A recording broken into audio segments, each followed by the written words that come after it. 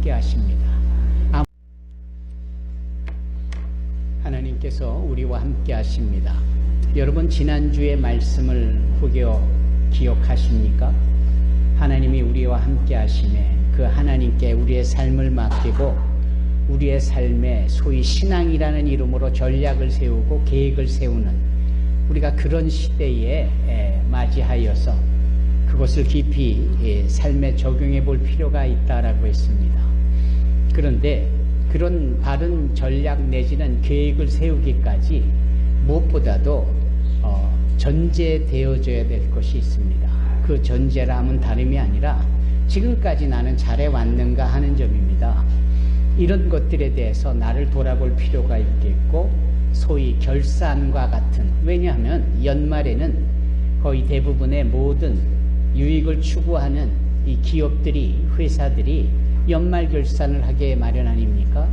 미국은 저희와 그 기간이 다르기 때문에 주로 여름까지 6월까지 하여서, 물론 공부하는 학교도 학기제가 그렇게 따르고, 하지만 한국은 12월로 대부분 결산을 하게 되어지고 새로운 해가 맞이하는 즈음에 1월에 즈음에 또 새로운 회기가 시작되어지니까 말입니다. 그래서 항상 이 연말이 되면은 분주합니다. 그 분주함은 다름 아닌 결산 때문에 분주한 겁니다. 이 결산은 다름 아닌 과연 나의 자산은 무엇이었고 또 나의 자본은 얼마였고 그걸 통하여서 소위 내가 벌어들인 그런 이익은 얼마였는가, 뭐 이런 것들이 다 결산이 되는 거예요. 그렇지 않습니까? 그래서 내가 가지고 있는 어셋, 자산이 무엇인가, 내가 얼마나 투자되어 줄 수 있는 나의 자본, 소위 이큐티가 얼마인가, 그리고 나의 리베뉴, 벌어들인 것은 얼마인가, 이런 것들을 살펴보는 것은 일반 사람들이나 일반적으로 사회 구조상 요구되어지는 아주 평범하고도 보편적인 일들입니다. 이런 점에 있어서 신앙이라는 측면도 우리가 결산이 필요한 겁니다. 결산, 대표기도자의 고백처럼 예배 후에 우리가 산소마음교회 2025년 소위 결산을 하려고 할 때 이 결산은 단순히 숫자적인 결산만이 아니라 하나님이 우리에게 주신 소위 자산이 무엇이며 소위 우리가 투입하고 적용하고 사용했던 소위 자본은 얼마이고, 그래서 소위 열매와 결실을 얼마나 거둬들여내야 되는 이런 부분을 총 살펴보는 겁니다. 믿는 우리들에게의 자산, 어셋은 무엇입니까? 하나님이 우리와 함께 하신다. 그 하나님이 우리의 아버지가 되신다. 능치 못할 일이 없으신 주님께서 늘 우리에게 때를 따라 돕는 은혜를 베풀어 주시기 때문에 어렵고 힘들고 위험할 수 있는 물 가운데로 지나도, 그렇죠? 또 불 가운데로 지나도 그 물이 우리를 침몰하지 못하고 그 불이 우리를 사르지 못한다. 이게 우리의 어셋, 자산입니다. 이것은 결코 세상 사람들이 가질 만한 것이 못 되는 거예요. 믿음이 있고 주님의 은혜로 구원의 자리에 서게 하시는 우리들만이 가지고 올 수 있는 아주 특별한 어셋, 자산입니다. 그렇기 때문에 우리의 여기에 시간을 투입을 하고 에너지를 투입하고 우리의 의지를 투입하고 우리의 정성을 다하는 이 모든 것이 이게 소위 자본이 되는 거예요. 이 신앙이라는 이름으로 우리가 지난 365일 동안 해왔던 자본이 있는 겁니다. 그래서 과연 어떠한 전도의 열매와 선교의 열매와 신앙의 진보의 열매가 있을까? 뭐 이런 것들, 이런 리베뉴를 우리가 살펴보는 겁니다. 따라서 신앙이라는 것은 아주 특수한 우리들끼만의 리그처럼 우리 안에서 벌어지는 것이 결코 아니라 아주 일반적이고 보편적이고 세상 사람들이 다 이해할 수 있는 영역에서 우리는 하나님 앞에서의 그런 결산을 하는 겁니다. 우리가 소위 착각하는 것 아니면 오해하는 것 중에 하나가 회개라는 단어입니다. 사실은 뭐 오해할 것도 없고 착각할 수도 없는 게 이 회개라는 단어가 발음은 똑같지만 두 가지 영역이 있어요.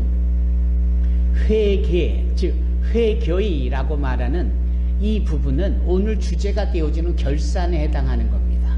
그래서 회계사라든지 회계 업무, 격리 업무, 재정 업무, 이 영역이죠. 이 회계입니다. accountability. 그러나 우리가 늘 익숙해져 있는 회개 말입니다. 이 회개는 repentance, 지은 죄를 고백하고 잘못했다라고 인정하고 그렇게 처분을 기다리는 이러한 자세가 소위 회개입니다. 따라서 우리 믿는 자들에게는 이 회개가 대단히 익숙하지만 앞에 말한 회개사와 같은 accountability는 익숙하지가 않아요. 왜냐하면 뭐 회개 하나로 잘못했으면 잘못했다라고 주님 앞에 고백하고 용서받으면 그뿐이다 라는 생각이 있기 때문에 소위 결산이라고 기록적으로 남아있는 것들에 대한 관리가 대단히 익숙하지가 않은 겁니다.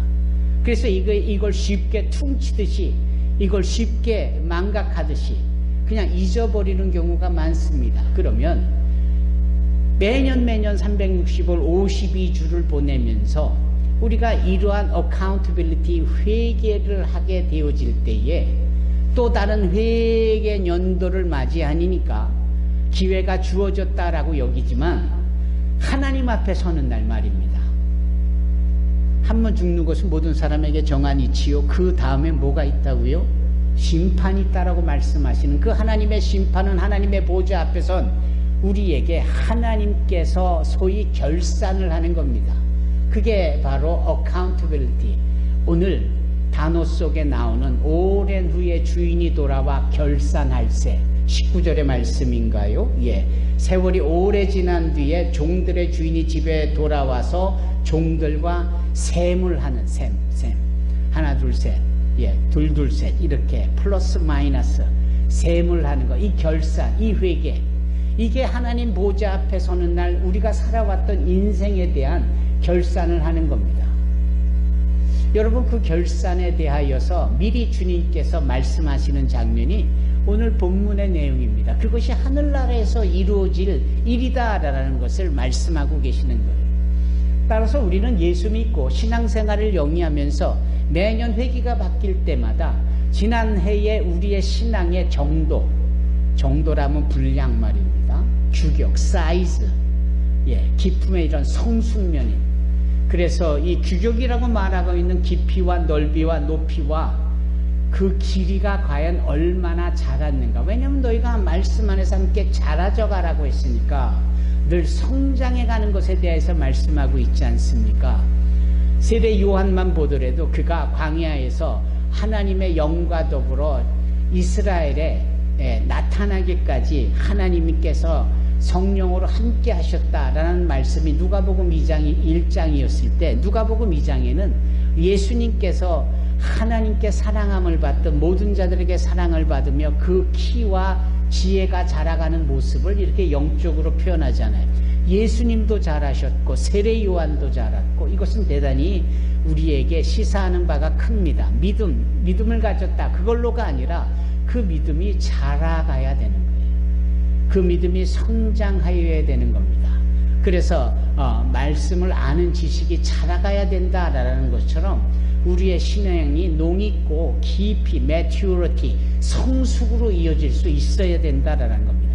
그거에 대한 해마다 우리의 신앙적 결산이 주님 앞에 있어야 하는 거고 이건 연습이기도 하고 이건 훈련이기도 하고 이것이 종국에는 하나님의 보좌 앞에 서는 우리의 마지막 인생의 종착지인 그 천국에서 주님 앞에 결산을 하게 되는 겁니다. 사랑하는 성도 여러분, 그래서 오늘은 우리에게 대단히 의미가 있다라고 생각을 합니다. 왜냐하면 오늘 우리가 결산을 하는 날이거든요. 여러분들은 자신 있습니까? 여러분들이 오디트, 그 감사와 같은 입장이 되어져서 우리 교회가 살림을 얼마나 잘했느냐, 우리 교회가 얼마나 사역을 잘했느냐, 천만에요. 여러분들이 교회를 이루고 있기 때문에 에베소서에 따르면 우리가 서로 연락하고 교회의 이 부분으로 함께 조인트가 되어진 입장에서 함께 자라가고 지어져 가야 되는 입장에서 우리가 우리 자신을 결산해 볼 수 있는 시간이 되어야 하는 겁니다. 이것은 대단히 의미가 있고요. 이것은 대단히 우리가 진중하게 생각해 보아야 합니다. 그래서 우리는 이 공동의회 때마다 할 수만 있다면 어린 자녀들도 함께 어른들이 모여서 뭐 하는지 소위 교회 공동회가 뭘 하는지를 보고 듣고 배웠으면 좋겠다. 항상 그러잖아요. 사랑하는 성도 여러분, 여러분들이 각자 개인이 어디에서 줌으로 접속하여 이렇게 예배를 드려도 여러분들 스스로가 주님 앞에 결산을 할 수 있어야 됩니다. 신앙적 결산. 어느 날 사도 바울은 고린도서를 통하여서 그의 제자인 디모데에게, 고린도서라고 했나요? 디모데서에 보면 이 사도 바울이 뭐라고 그랬느냐면 너희는 경건에 이르도록 힘써라, 이렇게 표현을 해요. 왜냐하면 경건은 내세뿐만 아니라 금세에 유익을 주기 때문이다. 이 경건이라는 유스베이아라는 단어를 쓰는데, 이 경건이라는 것은 결국은 뭐냐면 주님 닮아가는 겁니다. 그런데 이 경건에 이르도록 힘쓰라라고 사도 바울이 말한 이 부분을 우리가 이렇게 해석이 될 수 있는 겁니다. 시간과 그리고 에너지를 투자하라라는 겁니다. 그래서 Living Bible이라는 영어 버전에는 Spend your time and energy라는 표현으로 힘써라는 단어를 이렇게 문장으로 설명을 하고 해석을 해요. 번역을 해놓은 겁니다. 여러분들의 에너지와 그리고 시간을 투자하라라는 거예요. 그걸 활용해야 된다라는 겁니다. 요즘은 뭐 휴대폰이 손에 있고 우리 자녀들이 예전엔 꽤나 책도 보고 또 그거 말고는 따로 볼 게 없었어요. 지금 너무 볼 게 많으니까 밈이니 짤이니 쇼트니 뭐 한번 빠져들면 정신없이 그냥 이 알고리즘이 그냥 제공해 주는 것이 있다 보니까 자기에게 맞춰진 프로그램이 줄줄줄 계속 나오니까 거기다가 AI로 진짜처럼 가짜의 영상들이 막 올라오는데 거기에 그냥 정신없이 팔려가잖아요. 이제 이런 부분에 있어서 시간을 거기다 다 쏟는 거예요.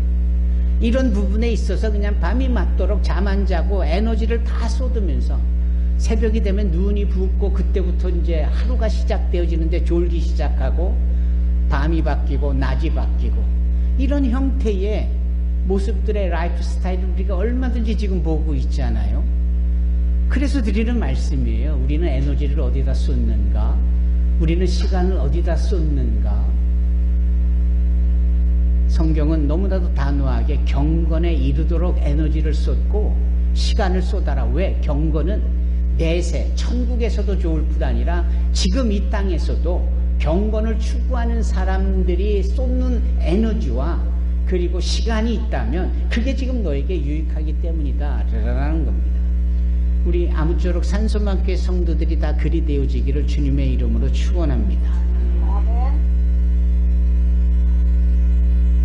조복희 권사님 아멘 해주셔서 감사합니다. 창세기 2장 15절에 보면 하나님께서 창조를 하시잖아요. 창조를 하시고 소위 사람들이 거할 수 있는 에덴 동산을 구성하시고 조성하시잖아요. 저는 창세기에서 가장 은혜 받는 단어를 하나 꼽으라면은 저녁이 되며 아침이 되니 이는 첫째 날이라. 요 부분 앞에 있는 단어 하나님 보시기에 좋았더라라는 요 단어입니다. 항상 드리는 말씀이지만 하나님은 능치 못할 일이 없으시고 말씀으로 모든 것을 이루시는 분이세요. 그래서 그분은 온 천지 우주 삼라만상이 다 사람과 함께 창조되라 딱 한 말씀만 하시면 그렇게 됐었을 겁니다. 그럼에도 불구하고 하나님은 빛을 창조하시고 그리고 두 번째의 창조가 들어가기 전 보시기 좋았더라. 보셨다라는 것은 뭘 의미하는 겁니까? 살폈다라는 거예요. 소위 evaluation, assessment 뭡니까? 분석하고 평가하고 완벽한가 좋은가 두루두루 주님이 정성을 다하여 살폈다 이 말입니다. 그러기를 저녁이 되면 아침이 되는 시간이 걸릴 거예요. 그래서 그것이 첫째 날이다. 얼마나 하나님이 말씀으로 창조하신 그 순간에도 그 창조되어진 것을 두루두루 살피면서 스스로 평가하시고 스스로 만족하시고 It is good 좋았다, 선하다라고 말씀까지 하실까?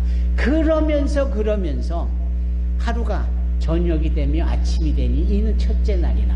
더 놀라운 것은 하늘에 별이 생기고 사철이 생기고 해가 있고 달이 창조되어짐부터 시간대가 24시간이 된 거지. 첫날 둘째 날은 그 24시간대가 아니라 첫날이라고 해도 그게 몇억 년이 될 수도 있고 몇십억 년이 될 수 있는 하나님의 시간대 아닙니까? 이 부분이 얼마나 감동입니까? 하나님의 정성이 담겨져 있는, 그렇게 해서 창조되어진 것 하나하나가 우리 눈으로 보이는 꽃잎 하나요, 예, 우리 눈으로 보는 날아다니는 참새 한 마리가 다 이런 겁니다. 어느 날 1층 카페에 꽃들을 우리가 지난 추수감사절 이후에 계속 디스플레이를 하는데 더 예쁜 꽃들이 신선하게 이렇게 꽂혀 있는 걸 봐서 이걸 어디서 이렇게 해왔느냐 그랬더니 박무옥 권사님께서 실명을 거론해서 죄송하지만 꽃이 이쁘다고 꺾어 오셔서 거기다 이렇게 다셨다라는 거에서 제가 가슴이 철렁 내려앉았습니다. 꽃 예쁜 건 다 알아요. 그런데 내가 이쁘다고 그 꽃을 꺾어다가 여기다 두는 것은 합당하지 않겠다. 그건 하나님의 창조물이고 누구나 다 보면서 즐기고 함께 행복해야 될 일이지, 나조차고 그 꽃을 막 꺾어서 그냥 내 꽃병에 두는 것은 좋지 않겠다 라는 생각이 들었고, 오늘 처음 이렇게 박목 권사님을 면전에 두고 말씀을 드리는데 너무 속상해하지 마십시오. 감사한 일이기는 하나 이런 겁니다. 그런 모든 곳에 하나님의 정성이 담겨져 있고 하나님의 역사와 섭리가 담겨져 있는 거거든요. 그렇지 않겠습니까? 예, 이런 부분인 거예요. 그러니까 이런 부분에 있어서 주님께서 이 창세기 2장 15절에 그런 것들이 모여서 기쁨의 동산이라고 여겨져 있는 에덴 동산을 소위 아담과 하와에게 관리하도록 맡기시는 거예요. 이걸 너희가 경작하고 이걸 지켜라 라는 거죠. 이걸 다른 말로 말하면 위탁하신 거예요. 이거 내가 내 창조물인데 네가 나처럼 주인의식을 가지고 잘 관리해라. 너 보기 좋다고 딱딱딱 꺾어서 집에 가져가지 말고 잘 관리해라, 이런 겁니다. 일을 주운 거죠. 일을 하나님께서 아담과 하와에게 할 수 있는, 해야만 하는 그런 하나님의 위대하고도 보시기에 좋은 만족할 만한 그 창조물을 관리하도록 위탁하신 겁니다. 위탁. 여러분, 하나님은 항상 우리에게 이렇게 위탁해 주시는 분이세요. 모든 것이 하나님의 것인데, 그래서 내 자녀도 하나님의 자녀인데 우리 부모에게 위탁해 주신 거예요. 문제는 우리 부모가 내 새끼인 양, 내 자식인 양, 내 멋대로, 내 마음대로, 내가 원한 대로 키우려고 하는 데부터 문제가 생기는 거죠. 하나님의 자녀고 하나님의 영혼이라는 사실을 인식하면 하나님 보시기에 합당한 하나님의 선한 방법대로 우리가 위탁을 받은 자로서 그걸 키워야 하는데, 네.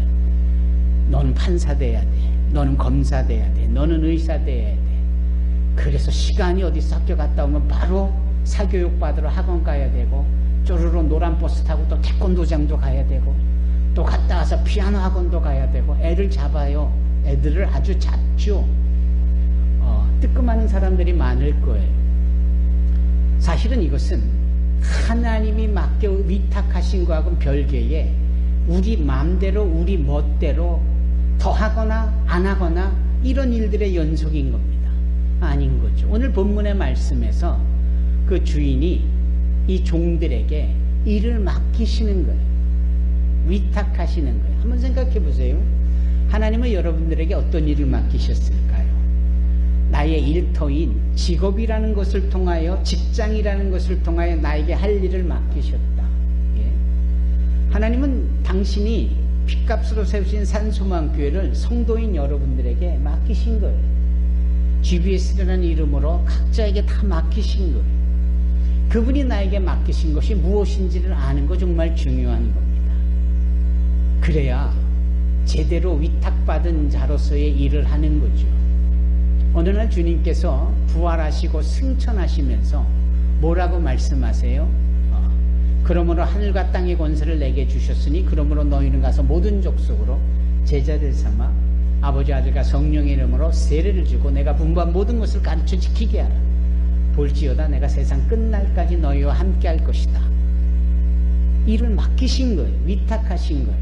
얘들아, 너희는 온 천하에 다니며 만민에게 복음을 전파해라.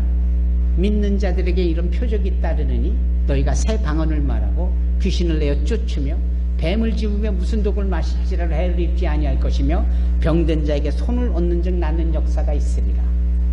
주님께서 다 맡겨주신 거예요. 마태복음이든 마가복음 누가복음이든 다 말씀하신, 하나님이 나를 보내신 것처럼 나도 너희를 세상 가운데 보내노라. 위탁하신 거예요. 하나님이 일하시니 나도 일하고 너희는 나보다 더 큰 일을 하리라. 위탁하신 거라니까요. 내 것이 아니고 나의 일이 아니라 주님의 일이라는 사실을 아는 순간부터는, 그래서 일하는 정도가 달라지는 겁니다. 몇 주 전에 미켈란젤로의 그 천지창조라는 그 성전 맨 꼭대기에 그 하나님께서 아담의 손끝에 이렇게 딱 대는 그런 그림을 그릴 때 눈썹 하나, 그 머리털 하나하나까지 저기서 보이면 보이지 않을, 그래서 대충 그려도 될 만한, 그러나 미켈란젤로는 온 심혈을 기울이며 거꾸로 매달려 그 일을 그 천장에다 그려나가잖아요. 왜? 주님이 보신다라는 거예요. 주님이 나에게 이걸 맡기셨기 때문에, 내가 비록 석수장이지만 이 그림을 맡기셨으면 이건 주님이 맡기신 위탁한 일이니 주님 앞에 해야 된다. 이게 미켈란젤로의 위대한 천지창조를 완성시키게 되어진 마음가짐, 신앙의 모습 아닙니까? 그러므로 골로새서 3장 23절의 말씀처럼 무엇을 하든지 마음을 다하여 사람에게 하듯 하지 말고 누구에게 하듯 하라? 주께 하듯 하라. 여러분, 저와 여러분들이 이런 자세가 있기를 바랍니다. 두 번째로, 이렇게 위탁을 해주셨는데 주인 마음이, 주인이 어떤 종에게는 5달란트로 위탁하고 어떤 종에게는 2달란트를 위탁하고 어떤 종에게는 1달란트를 위탁하고, 주인이 다 알고 있으니까 각자의 위치와 신분과 역량에 따라 맡기신 거예요. 그거를 우리가 상대평가적으로 왜 나는 5에 비하여 하나이고 왜 2에 비하여 나는 하나고 왜 나는 5에 비하여 2밖에 안 됩니까? 아니라는 거예요. 그것에 대한 주권은 sovereignty, 주권은 하나님 앞에 있는 겁니다. 하나님 앞에 있는 거예요. 예. 또 한 번 말씀드리지만, 하나님께서 에레미야에게 말씀하실 때 에레미야로 하여금 가서 내 말을 들을 준비를 해라. 어디 가서? 토기장이 집에 가서. 그냥 여기서 말씀하셔도 되지 왜 또 토기장이까지 가라고 하시나? 토기장이 집에 가서 하나님의 말씀을 기다리는데 아는지 모르는지 토기장이는 거기서 자기에게 주어진 일을 하는 거예요. 진흙을 가져다가 태를 치고 돌려가며 그릇을 만드는데, 어떤 때는 자그마한 그릇을 만들고 어떨 때는 큰 그릇을 만들고 어떨 때는 주전자를 만들고, 소위 말하는 토기장이 마음인 거예요. 그거를 시각적인 측면에서 교육을 받는 거예요. 누가? 에레미야가. 아하, 하나님께서는 왜 이스라엘 백성들을 저 바벨론으로 노예로 끌고 가게 하려 하시는가? 하나님의 특별한 뜻이 있고 하나님의 계획이 계신 거구나. 하나님 마음이신 거구나. 나중에 알고 보니까 그 바벨론, 페르시아 그 지역 세상 중심에 흩어진 노예로 끌려간 이 하나님의 백성들로 인하여 하나님의 하나님 되심을 나타내잖아요. 에스더가 그랬고, 에스라가 그랬고, 느헤미야가 그랬고, 다니엘이 그랬고, 에스겔이 그랬고, 학개가 그랬고, 스가랴가 그랬고, 말라기가 그랬잖아요. 이게 하나님의 뜻이 계신 거예요. 그렇지 않아요?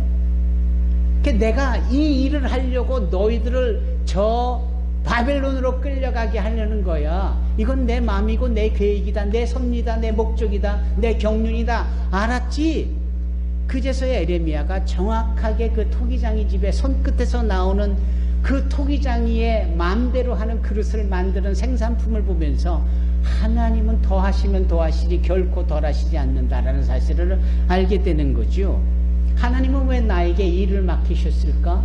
하나님은 왜 나에게 조만한 일을 허락하셨을까? 누구에게는 저 큰 일을 맡기셨고, 상대적이지 않다. 하나님은 절대적이다 라는 겁니다.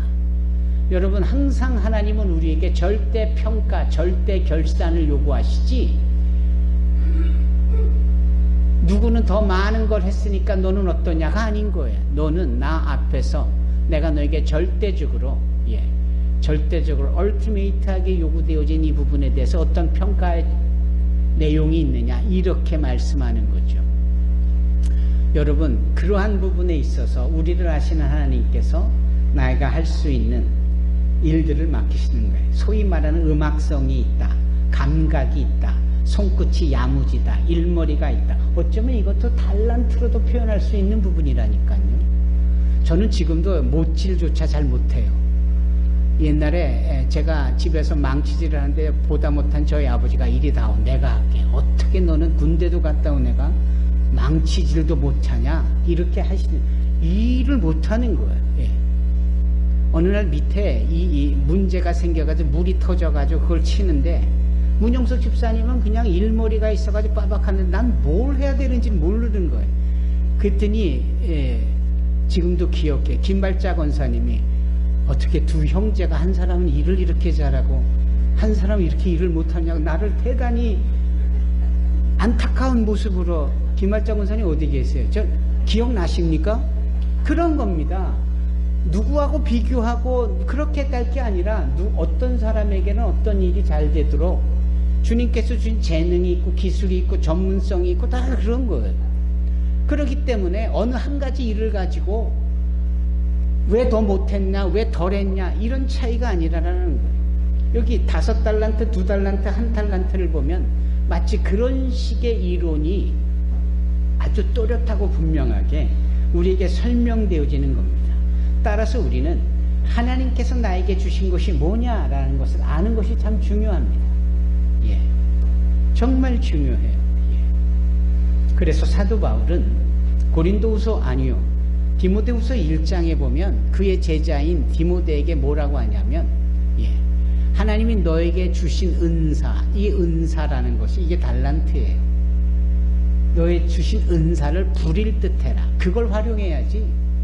너에게 주어진 은사는 관심도 없고 사장시켜버리고 남들이 가지고 있는 그 은사를 기대하고 그게 좋다라고 여기는, 남 밥그릇에 밥이 더 많아 보이는 듯한 이런 차원의 것이 아니다라는 겁니다.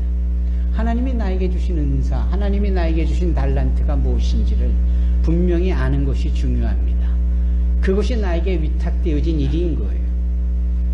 그래서 그걸 가지고 우리가 풍족하게 가치 있게 더 많은 열매를 거두도록 하는 게 중요한 겁니다. 이 달란트 비유는 너무나도 잘 아시는 비유예요. 우리 믿는 자들 가운데 이 내용 모르는 분이 어디 있어요? 예. 주일학교 때부터 귀에 못이 박히도록 듣던 내용 아닙니까? 심지어는 이 말씀이 내일 네가 읽어야 될 본문이다 라고 제 아들 문우인 군에게 전했더니,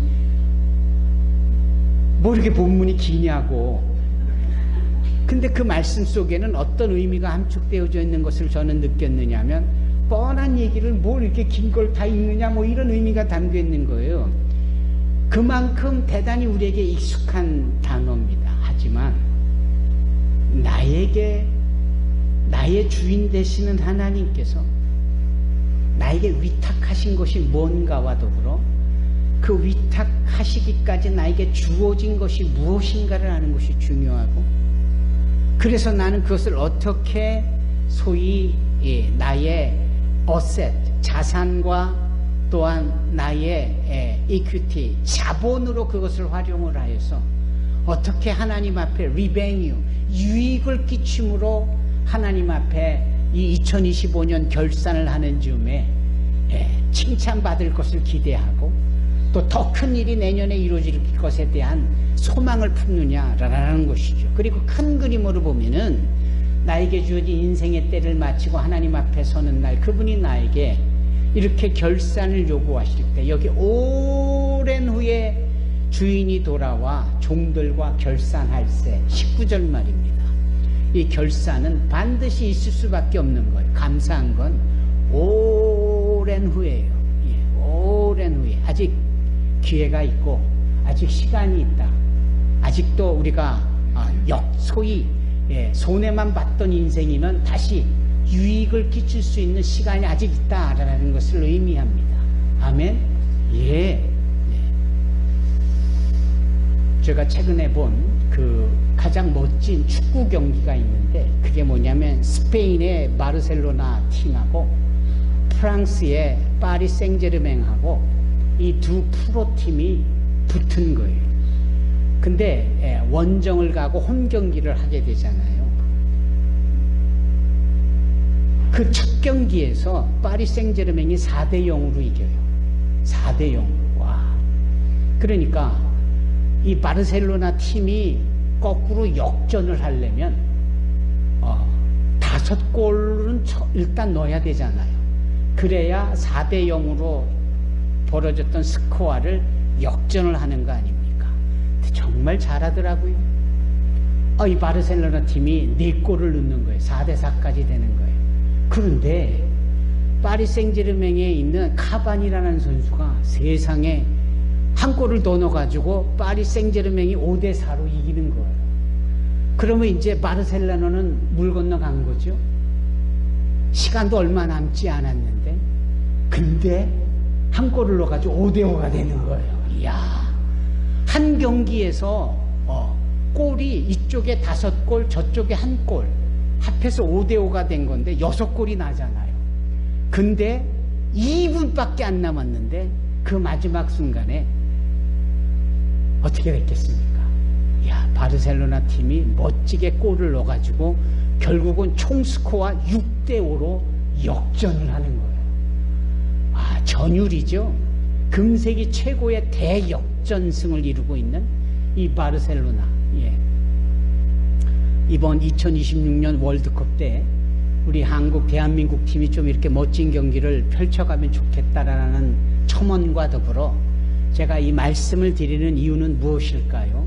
가만 보면 우리는 4대 0쯤으로 지고 있는 그러한 인생인 것 같아요. 그 좋은 자산을 가지고 그 좋은 자본을 가지고 어떠한 유익점이나 결산에서 소위 그 좋은 리베뉴를 보일 만한 것이 하나도 없는, 근데 오늘 주시는 이 말씀 속에서 우리는 오히려 대역전을 할 만한 그러한 기회가 여전히 남아있고 그럴 가능성이 여전히 있다는 사실을 알게 됩니다. 사랑하는 성도 여러분, 오랜 후에 이 부분이 바로 그 부분이라고 생각을 합니다. 아직 시간이 있습니다. 아직도 우리에게는 시간이 있습니다. 그냥 12척의 배로 그 수백 척의 일본 배를 이긴 이수신 장군의 일가를 넘어 우리에게는 아직 시간이 있습니다. 내년도 있고 후년도 있고 우리가 살아가는 날 동안 이렇게 하나님이 위탁하여 우리 각자에게 맡겨진 이 재능 달란트를 통하여 얼마든지 유익을 끼쳐 잘하였도다 착하고 충성된 종이라 칭찬과 상급을 받으며 그 하늘에서 그 천국 그 마을 10골을 치리에 나갈 만한 하나님의 거룩한 백성들이 될 가능성이 얼마든지 있습니다. 지금부터입니다. 지금부터 더욱더 열심을 내는 저와 여러분이 되기를 주의 이름으로 축원합니다. 기도하겠습니다. 살아계셔서 역사하시는 하나님, 우리로 하여금 오늘 본문의 말씀을 마음에 새기고